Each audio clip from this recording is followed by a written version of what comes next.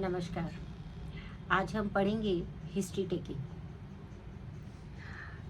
क्या होता है कि स्टूडेंट जो है और कोई भी फिजिशियन, वो जो भी फिजिशियन हिस्ट्री टेकिंग को बहुत इम्पॉर्टेंट नहीं मानते हैं, मेरा मानना है कि वो अच्छे फिजिशियंस नहीं हैं, क्योंकि सबसे इम्पॉर्टेंट होता है किसी भी मेडिकल ट्रीटमेंट में डायग्नोसिस।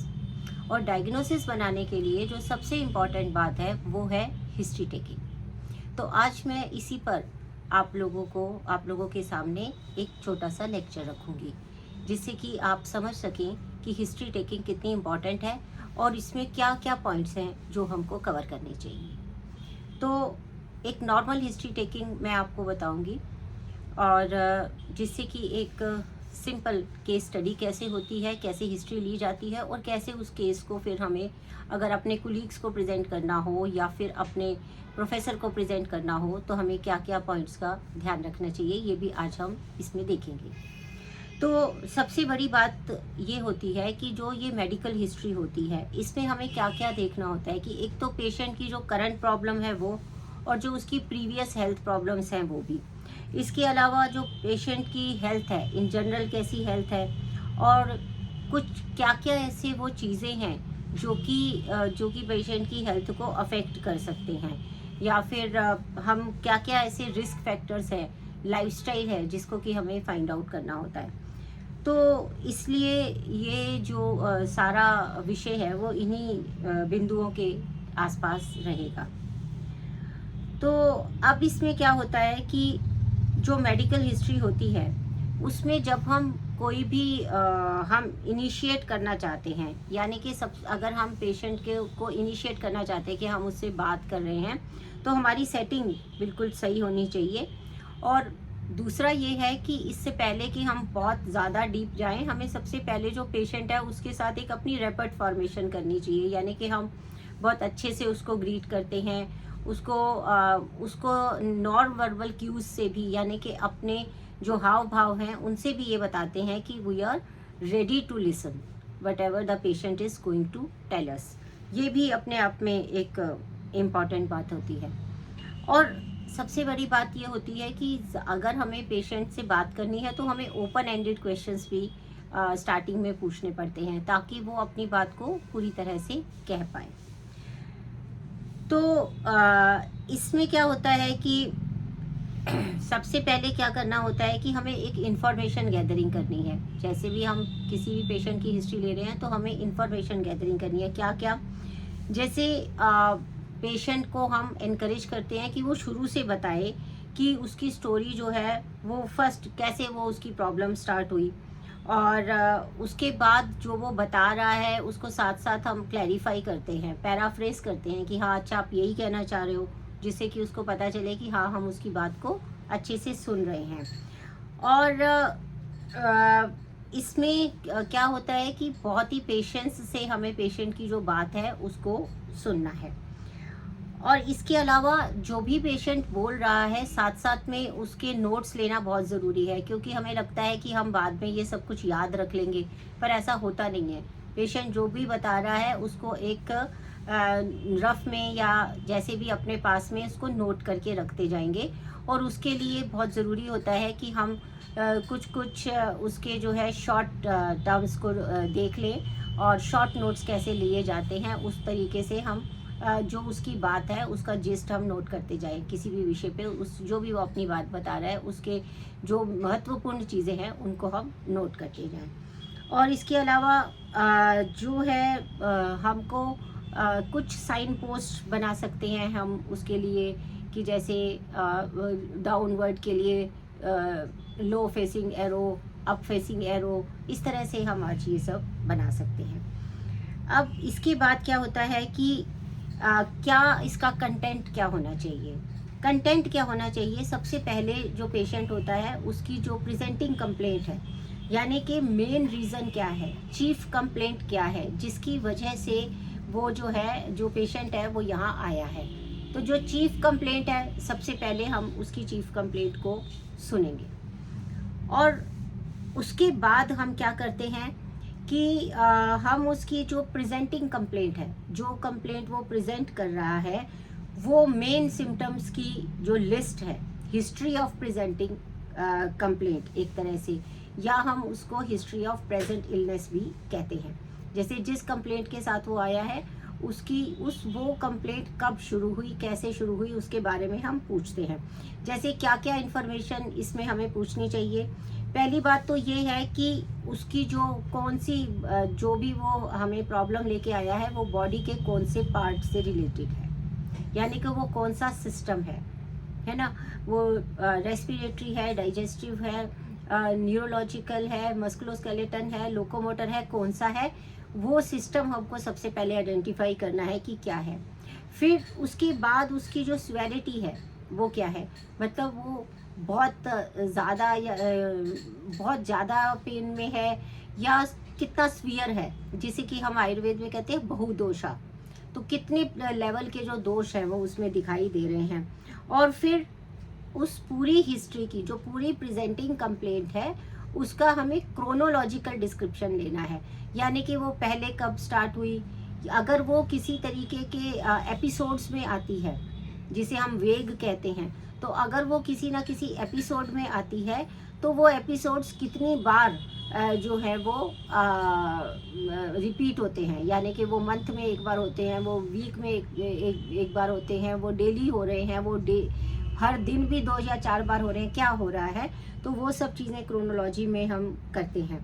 और उसके अलावा हम ये भी बात करते हैं उसमें कि क्या ऐसी सेटिंग्स होती हैं, किन सर्कमस्टांसिस में वो सारी जो भी प्रॉब्लम्स हैं वो अराइज होती हैं। जैसे किसी किसी को हम देखते हैं कि बहुत सारी प्रॉब्लम्स चेंज ऑफ सीज़न में आती हैं। किसी को देखते हैं कि वो अगर जिस दिन बहुत ज़्यादा किसी से झगड़ा कर लेता है या बड़ा मूड ऑफ होता है तब आती हैं, या वो स्ट्रेस में होता है तब आती हैं। मतलब एक सेटिंग है कि क्यों कैसे वो जो चीज़ें हैं वो किन चीज़ों से बढ़ती हैं, जिसको कि हम उपशय और अनुपशय कहते हैं, है ना। इसी तरह से ओवरऑल कोर्स, यानी कि ओवरऑल जो कोर्स है, जो भी उसकी प्रेजेंटिंग प्रॉब्लम है, वो उसको कितना डे टू डे लाइफ की जो फंक्शनिंग है उसमें वो कितना एब्रप्ट कर रही है। मतलब या तो एक सामान्य सी प्रॉब्लम है, नॉर्मल सी प्रॉब्लम है जिसमें वो अपने डे टू डे फंक्शनिंग ठीक से कर पा रहा है, तब तो ठीक है। लेकिन अगर वो हैम्पर कर रही है तो किस लेवल का हैम्पर कर रही है, ये भी हमको देखना चाहिए। और फिर इसके अलावा भी एनी अदर सिम्टम जो कि अदर कोई बॉडी सिस्टम है जो कि उसको पेशेंट को मालूम है, वो भी वो बताएगा। जैसे प्रेजेंटिंग एक तो कंप्लेंट है उसकी, लेकिन उसके अलावा भी उसकी अगर कोई प्रॉब्लम्स है जिनको कि वो बताना चाहता है, तो एक बार हम उससे वो भी सब सुन लेंगे, ठीक है ना।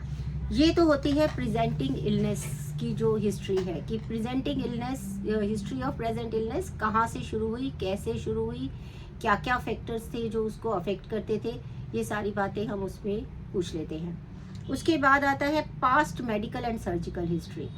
ये भी हमें लेनी चाहिए कि उससे पहले वो कब जो है कि रेलेवेंट जो मतलब कुछ ऐसी हिस्ट्रीज होती हैं जो उसको पता हो। जैसे कि पहले वो कभी हॉस्पिटल में एडमिट हुआ हो, या साल में कितनी बार हॉस्पिटल में एडमिट होने की नौबत आती है, या फिर उसका कोई सर्जिकल हिस्ट्री हो, तो वो सर्जरी क्यों हुई थी, उसका क्या कारण था और कितने दिन तक उसको एडमिट रहना पड़ा था, या उसको किसी भी तरीके की, अभी तो जो प्रेजेंटिंग कंप्लेंट है वो सिंपल फीवर ही है, लेकिन उसकी जो पास्ट मेडिकल हिस्ट्री है उसमें कोई सीवियर प्रॉब्लम्स हो, जैसे कि वो मेजर इलनेस हो, जैसे कोई रूमेटिक फीवर हुआ हो पहले, डायबिटीज़ हो उसको, कोई कार्डियक प्रॉब्लम हो उसको, जैसे हम कहते हैं ना नॉन केस ऑफ हाइपरटेंशन, यानी कि उसको हाई बीपी रहता हो, या उस अस्थमेटिक पेशेंट हो तो डायबिटिक है। तो इस प्रकार से कोई भी जो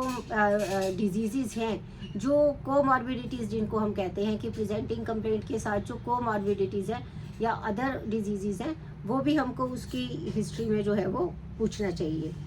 तो यानी कि इसमें हमको जो रिस्क फैक्टर्स हैं उसको भी फाइंड आउट करने में मदद मिलती है कि क्या क्या उस पेशेंट के रिस्क फैक्टर है जिसकी वजह से वो ये सारी प्रॉब्लम से जूझ रहा है। जेनेटिक हो सकता है, क्योंकि वो अभी हम आएंगे।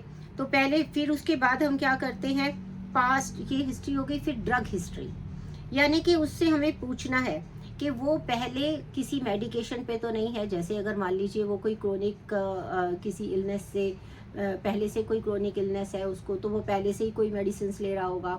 तो हमें पास्ट हिस्ट्री में जो मतलब जो पास्ट मेडिकल हिस्ट्री है उसमें उसकी ड्रग हिस्ट्री भी आएगी कि कौन कौन सी ड्रग्स वो ले रहा है। और दूसरा इससे ये पता चलता है कि वो किसी ड्रग से एलर्जिक तो नहीं है। ये हमें पहले पूछ लेना चाहिए कि भाई कोई पर्टिकुलर चीज़ हो, जैसे किसी को सल्फा से एलर्जी होती है या किसी को किसी पर्टिकुलर एंटीबायोटिक से एलर्जी होती है, तो हमको वो जो हिस्ट्री है उसकी, उसमें ये ज़रूर पूछना चाहिए कि उसको किसी भी चीज़ से एलर्जी तो नहीं है। और वैसे भी वो किसी फूड प्रोडक्ट से भी एलर्जिक हो सकता है। तो बहुत सारी चीज़ें हैं, तो इसलिए ड्रग हिस्ट्री में हमें ये सब भी पता होना चाहिए। और जो करंट मेडिकेशन है उसकी, जो क्रोनिक पहले से ले रहा है वो भी, और अगर अभी वो किसी दूसरे फिजिशियन के पास गया था और अब आया है, तो ये भी कि वो प्रेजेंटली क्या क्या मेडिसिन जो हैं वो ले रहा है, ये भी हमें ड्रग हिस्ट्री में पता होना चाहिए। क्योंकि कभी कभी क्या होता है कि इलनेस, जो अभी की जो इलनेस है वो किस चीज़ का रिजल्ट होता है, वो इस चीज़ का रिजल्ट नहीं होता कि उसको अभी कोई प्रॉब्लम हो गई है। वो इस चीज़ का रिजल्ट भी होता है कई बार कि वो जो मेडिसिन ले रहा था उसके साइड इफ़ेक्ट्स भी हो सकते हैं। तो वो साइड इफ़ेक्ट्स हो रहे हैं, ये भी हमें पता चलेगा ना कि वो कोई नई कंप्लेंट उसको डेवलप हुई है, ऐसा नहीं है। वो तो हमें पता चलेगा कि वो जो पहले जो मेडिसिन ले रहा है उसके साइड इफ़ेक्ट्स उसके ऊपर जो आ रहे हैं वो भी हमको जो है वो पता लगाने होते हैं, है ना।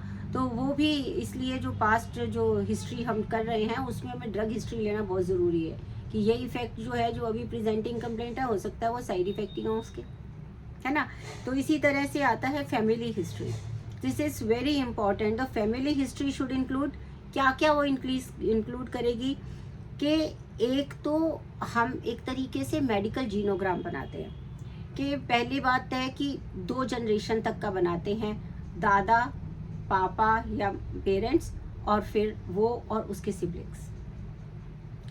तो क्योंकि क्या होता है कि किसी किसी फैमिली हिस्ट्री में हमें मिलता है कि अर्ली डेथ होती है उनकी, क्या रीज़न होता है। किसी किसी के फैमिली में बैड कार्डियक हिस्ट्री होती है जहाँ पर कार्डियक प्रॉब्लम्स जो हैं वो डेवलप हो जाती हैं।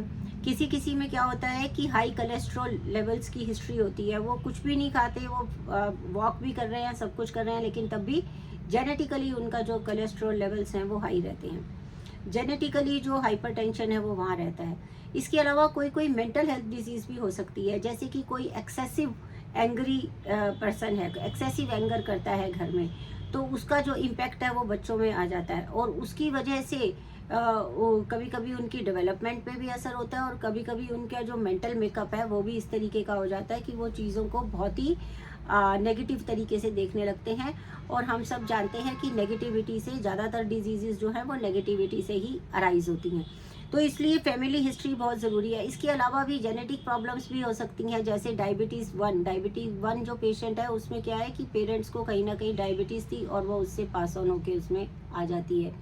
थैलेसीमिया है, वो भी रन करता है। जेनेटिक्स यानी जीन्स से रिलेटेड जो प्रॉब्लम है वो बीज दोष जिसको हम बोलते हैं, वो जनरेशन्स में आगे आती रहती है। तो फैमिली हिस्ट्री बहुत ज़रूरी है। जैसे किसी के में रेस्पिरेटरी जो डिजीज़ हैं वो ज़्यादा होती हैं, वो फैमिली हिस्ट्री से उसके पास आई हुई होती हैं। तो ये हमें ज़रूर पता होना चाहिए कि विद इन द फैमिली कोई भी डिजीज़ जो है वो प्रिवेल तो नहीं कर रही है। तो फैमिली हिस्ट्री इस तरह से लेनी ज़रूरी है। ये सब पूछने के बाद हम फिर उसके पर्सनल उस पे आते हैं कि पर्सनल उसका जो लाइफस्टाइल है वो कैसा है, ठीक है ना। फिर उसके पर्सनल हिस्ट्री पे आएंगे कि उसका जो लाइफस्टाइल है वो कैसा है, और उसके जो एनवायरनमेंट है वो कैसा है ना।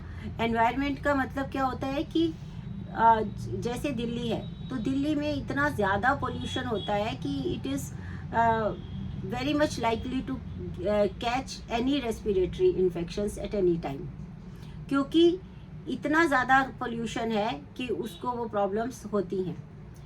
हेडेक की प्रॉब्लम, माइग्रेन की प्रॉब्लम, और इसी तरीके से आर्थराइटिस की प्रॉब्लम, ये सारी प्रॉब्लम्स का जो रीज़न बहुत ज़्यादा इस बात पे डिपेंड करता है कि कितने पॉल्यूटेंट्स हमारे आसपास घूम रहे हैं। तो इसलिए ये कौन से एनवायरनमेंट में है। और फिर दूसरी बात क्या है कि पर्सनल हिस्ट्री में अब हम उसकी पर्सनल हिस्ट्री में ये भी जानेंगे कि उसका पर्सनल लाइफस्टाइल कैसा है, कैसा वो आहार लेता है, कैसे वो कितने घंटे सोता है, और उसका पैटर्न क्या है, उसका फूड लेने का टाइम एक है या अलग अलग टाइम पे लेता है, जंक फूड ज़्यादा खाता है, ग्रीन वेजिटेबल्स कम खाता है, डाइट हेल्दी है या अनहेल्दी, इस बात पे ध्यान भी देता है कि नहीं देता, ओवर ईटिंग करता है, अंडर ईटिंग करता है ना, ओवर स्लीप करता है, अंडर स्लीप करता है, क्या करता है, जो उसका जो लाइफस्टाइल है वो एक्चुअली क्या है, और उसका ऑक्यूपेशन क्या है। ऑक्यूपेशन पे भी डिपेंड करता है। जैसे किसी की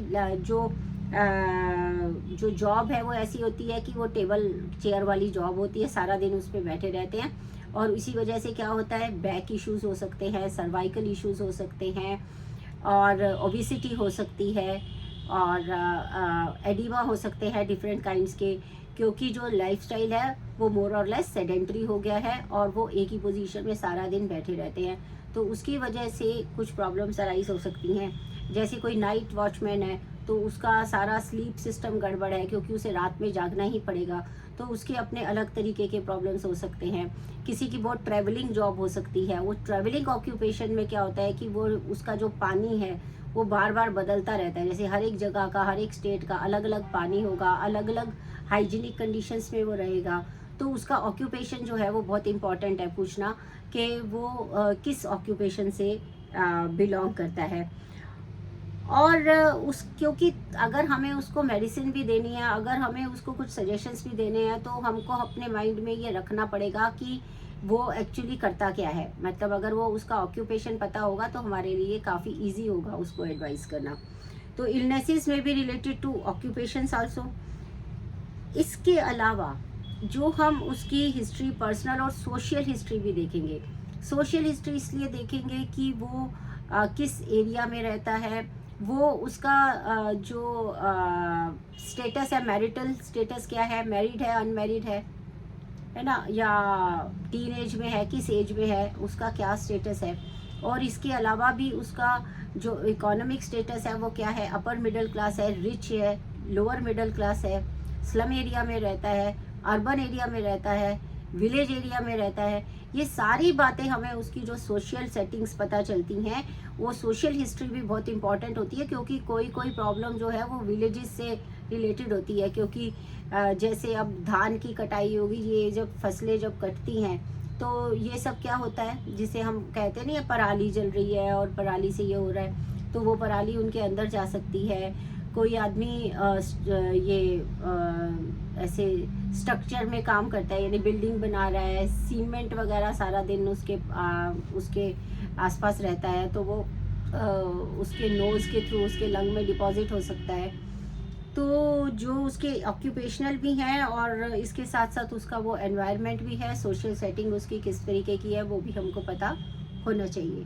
इसके अलावा क्या क्या इन्फॉर्मेशन होती है हमारी, वो होती है कि जनरल वेलबींग उसकी देखनी होती है कि ठीक है, एक आदमी को प्रॉब्लम है लेकिन वो वैसे ठीक दिखाई दे रहा है, पर एक दूसरा आदमी है जो कि बीमार है, तो उसके पूरा फेस पे पता चल रहा है जनरल वेलबींग, जैसे कहते हैं जनरल हेल्थ कंडीशन उसकी बहुत ही पुअर है।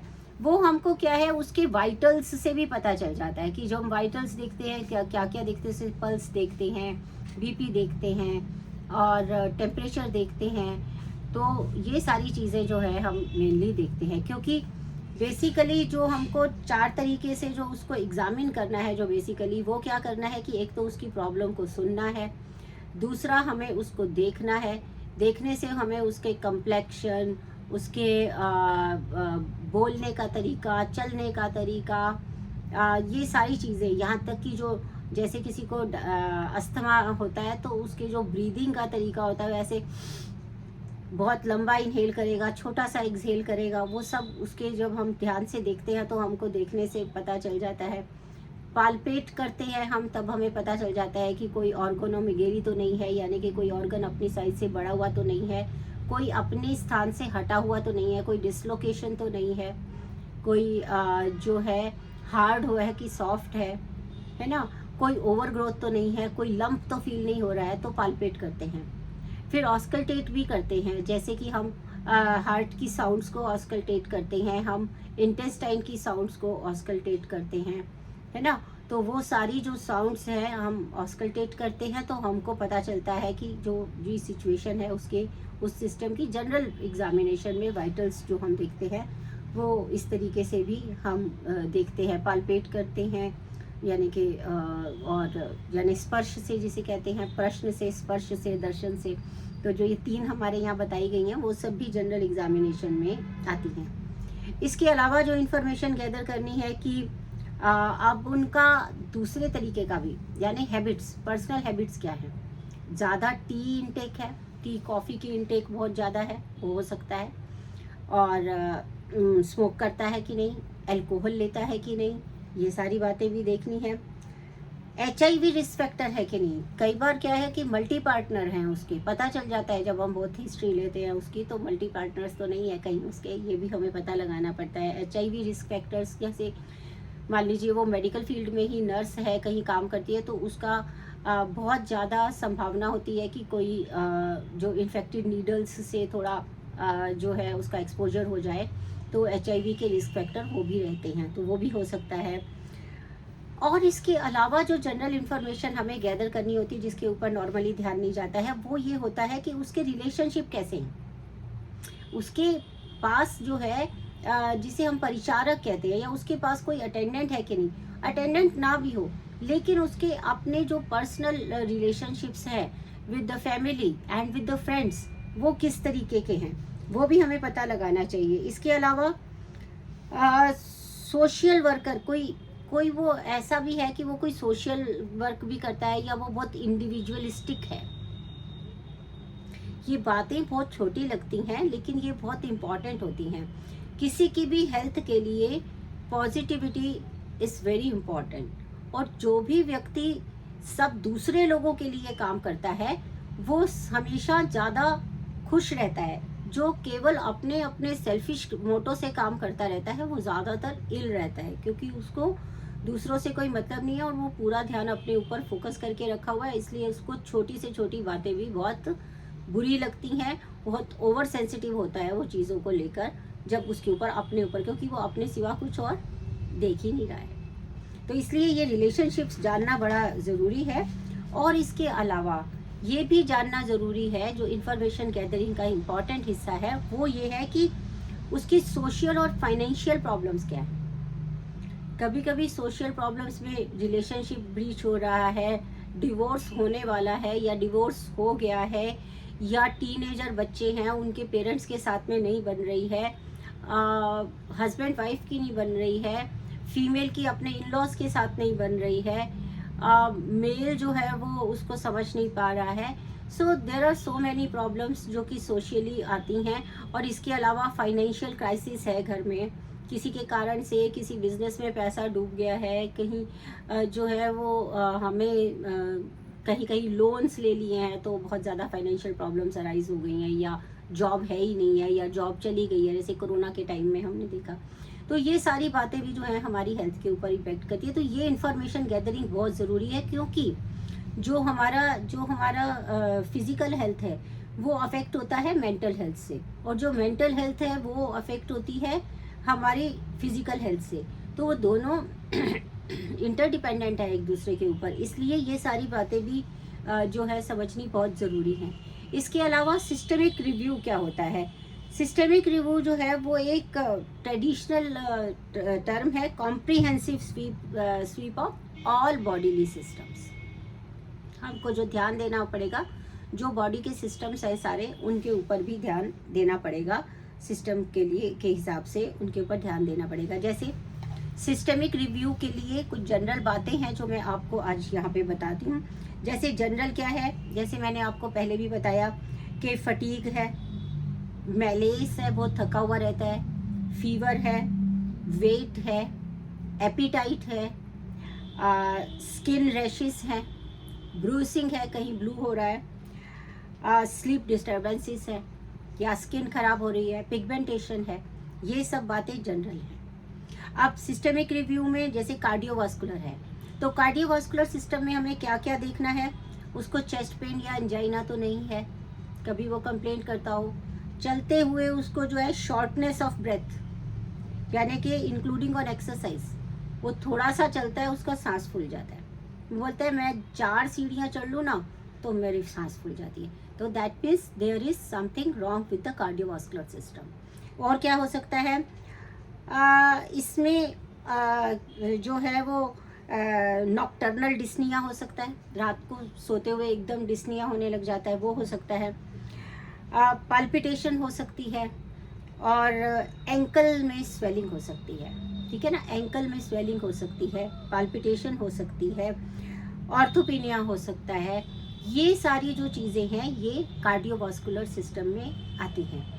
और रेस्पिरेटरी में हम क्या क्या देखना चाहिए, चेस्ट पेन तो नहीं होता है, शॉर्टनेस ऑफ ब्रेथ तो नहीं है, वीजिंग तो नहीं है। जब हम ऑस्कल्टेट करते हैं तो हम ब्रीदिंग साउंड्स को भी ऑस्कल्टेट करते हैं, वहाँ वीज आती है, यानी कि जब वो सांस लेते हैं तो ऐसी सीटी बजती है, ऐसी सीटी की आवाज़ उसमें से आती है। क्यों? क्योंकि वो चैनल्स जो हैं वो नैरो हो गए हैं, तो इन नैरो चैनल्स को सुनते हैं जब हम तो वीजिंग साउंड आती है। तो रेस्पिरेटरी सिस्टम में ब्रीथ की साउंड सुनना बहुत ज़रूरी है। फिर आती है कफ, कैसे, अगर कफ आ रहा है तो स्पुटम कैसा है, स्पुटम का कलर कैसा है ना, ग्रीन है मतलब इन्फेक्टेड है, स्मेली है कि नहीं है, अगर स्मेल आ रही है तो दैट मीन्स इन्फेक्शन है, ब्लड आ रहा है तो that means there is something very serious, tuberculosis हो सकती है, कोई परफोरेशन हो सकता है। तो ये सारी चीज़ें हमें देखनी है। हिमेप्टोसिस हो सकती है, यानी कि स्पिटिंग में जो है वो स्पिट में ब्लड आ सकता है।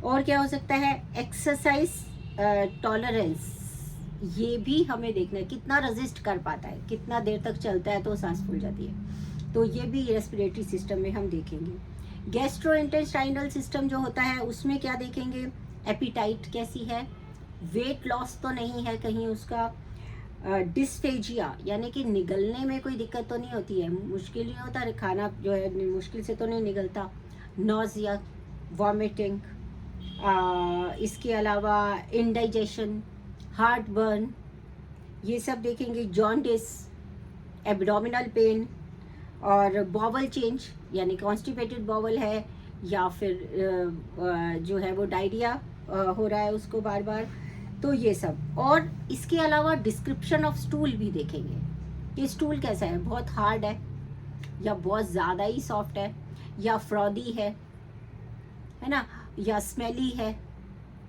तो बहुत सारी चीज़ें जो है, ब्लड तो नहीं है उसमें, क्योंकि कई बार रेक्टम के जो कैंसर होते हैं, मेलिग्नेंसीज होती हैं, उनमें ब्लड भी आ सकता है, तो इसलिए वो सब चीज़ें हमको देखनी होती हैं।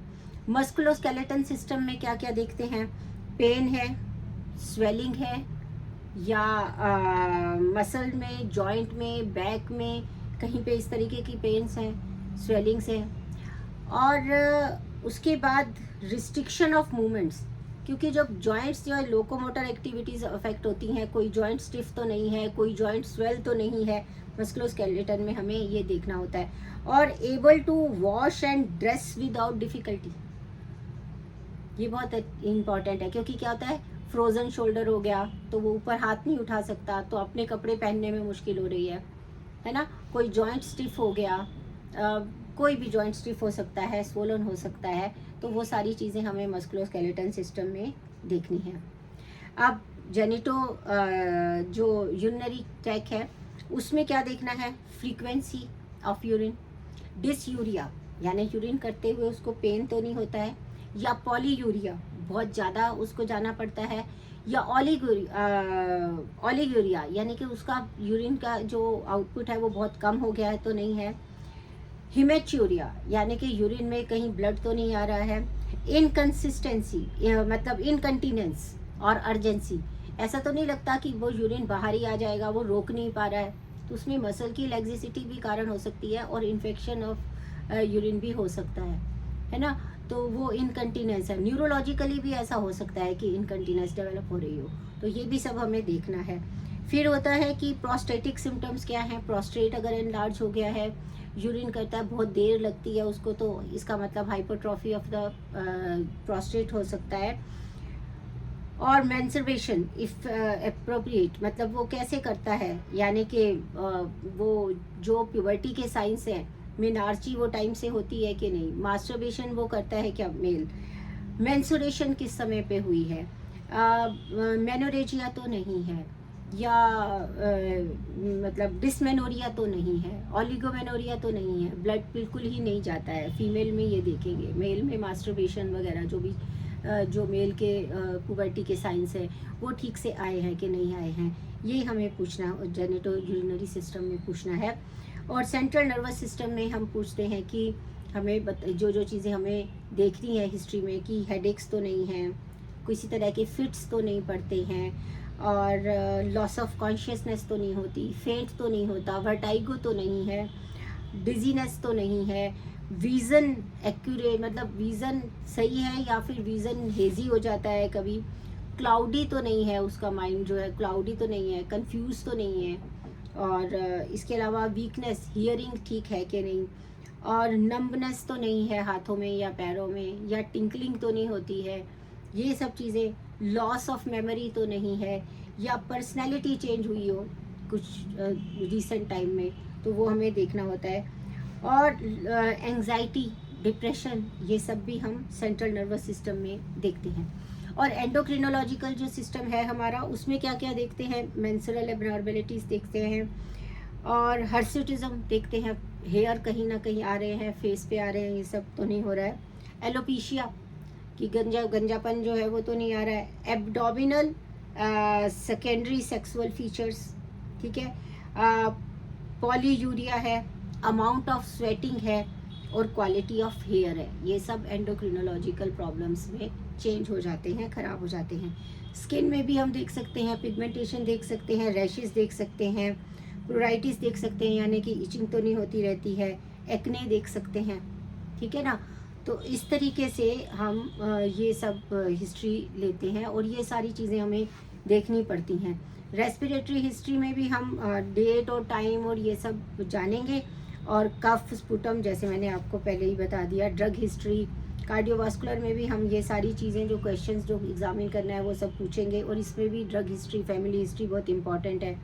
लोकोमोटर हिस्ट्री में हमें अदर ऑर्गन सिस्टम्स को भी देखना पड़ेगा, उसके एक्शंस देखने पड़ेंगे, इवेल्यूएशन ये भी करना पड़ेगा कि क्रोनिक है या फिर एक्यूट प्रॉब्लम है।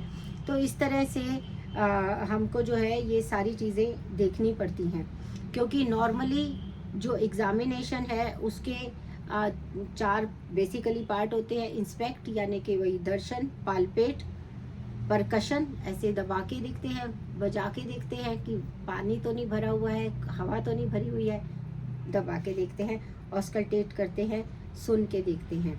तो इस तरह से हम जो है ये हिस्ट्री टेकिंग का एक छोटा सा सेशन मैंने लिया। हालांकि ये बहुत विस्तार से बताने वाला विषय है, लेकिन फिर भी जिससे कि आप नॉर्मली सामान्य तौर पे हिस्ट्री लेते हुए इन सब चीज़ों को अगर आप देखेंगे तो आप बेटर डायग्नोसिस तक पहुंच पाएंगे। तो मेरा जो ये क्लास है, ये लेक्चर है, ये सुनने के लिए आप सबको बहुत बहुत धन्यवाद।